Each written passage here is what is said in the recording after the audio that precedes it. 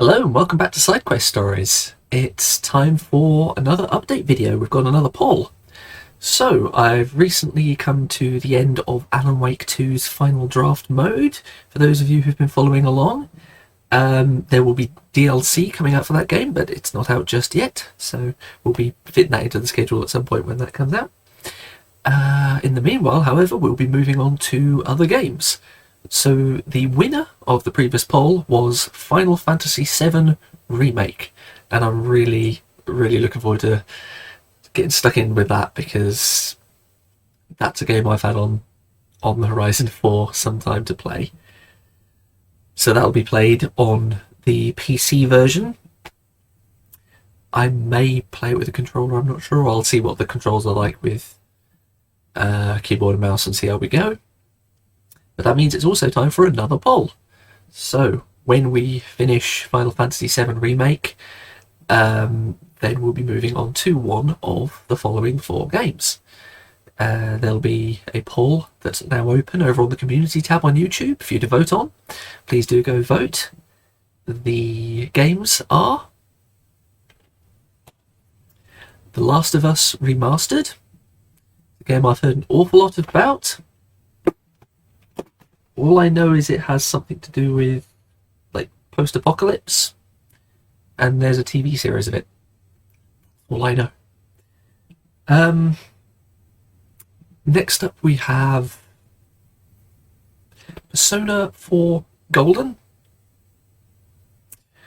The only reason I have any interest in this is because people have referenced it when I've spoken about other games. So it sounds like it ties in with some thematics and other things I've played.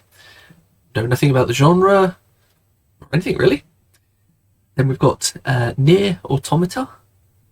All I know is that I basically just established that makes sense to be the first game to play. All I know is that people seem to rate it very highly, so a couple of real blind ones there.